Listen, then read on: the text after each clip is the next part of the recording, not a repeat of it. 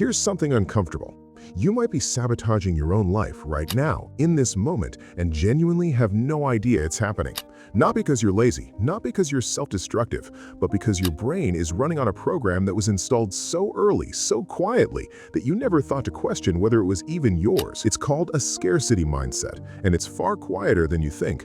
Most people hear scarcity mindset and picture someone who grew up with nothing, empty fridges, secondhand everything, counting coins at the checkout.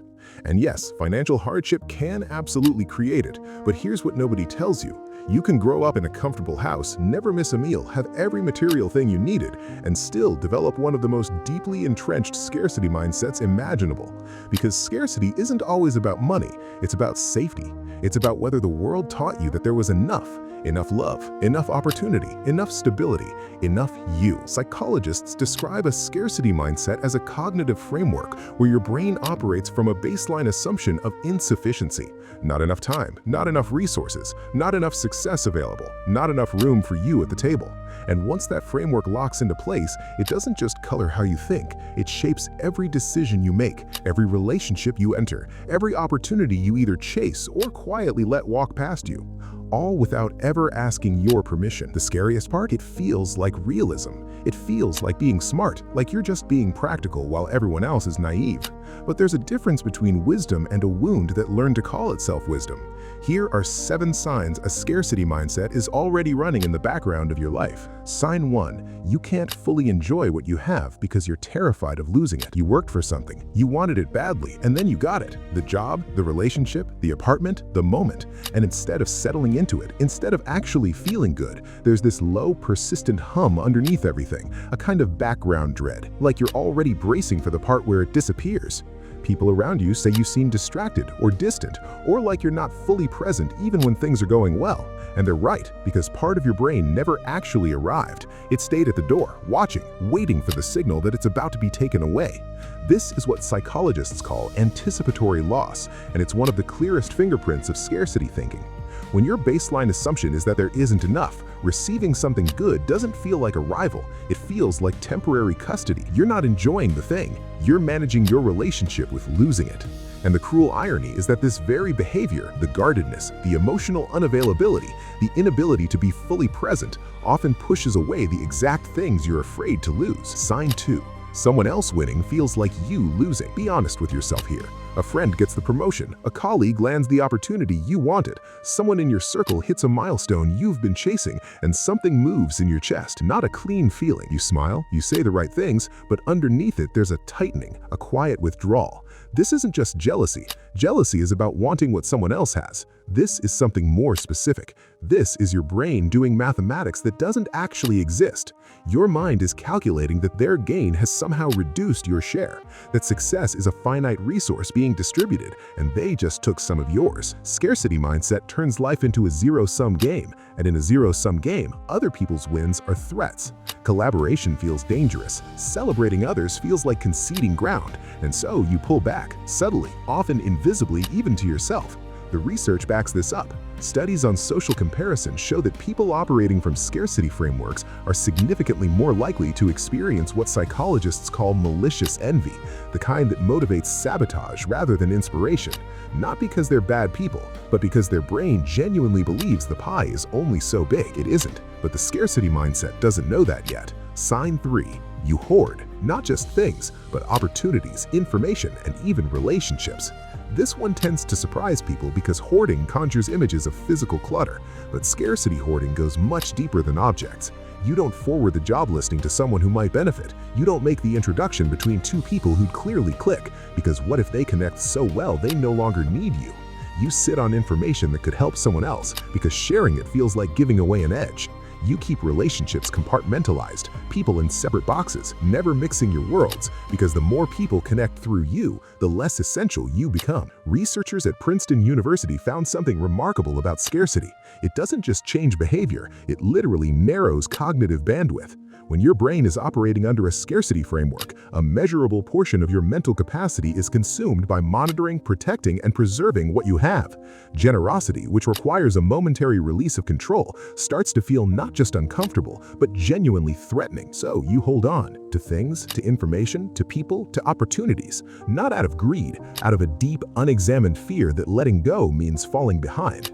Sign 4. You make decisions from panic, not possibility. An opportunity shows up, something real, something that could genuinely change the direction of things. And your first question, the one that arrives before excitement even gets a chance, is what do I stand to lose? Not what could this become, not what opens up if this works, but immediately, instinctively, what do I stand to lose? You take the safer option, not because you've evaluated it clearly and decided it's better, but because the prospect of losing feels so much more powerful than the prospect of winning. Behavioral economists have a name for this: loss aversion, the psychological principle that losses feel roughly twice as painful as equivalent gains feel good. Scarcity mindset doesn't just activate loss aversion, it supercharges it. Because when you believe resources are limited, every loss feels permanent, every failure feels like proof that there wasn't enough for you to begin with. So you hedge, you play small, you choose the safe option with the least downside rather than the most upside, and then you wonder why your life feels like it's not moving. The decisions compound over time, small safe choices building a small safe life, and somewhere underneath it, the growing suspicion that you're capable of more, which makes the smallness even harder to sit with. Sign 6. You talk about what you don't have more than what you do.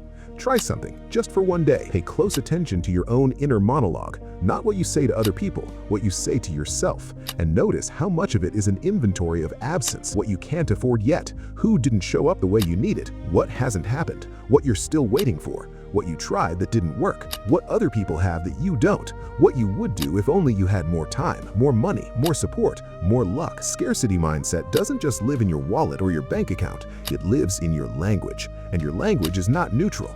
Research in cognitive linguistics shows that the way we habitually frame our experience literally shapes what we're able to perceive. When your default mental narration is organized around absence, your attention system becomes tuned to find more absence. It's not pessimism exactly, it's a perceptual filter, and it's extremely good at finding exactly what it's looking for. This is why two people can be in genuinely similar circumstances and experience them completely differently. One sees constraints, one sees possibilities. Same situation, completely different operating system.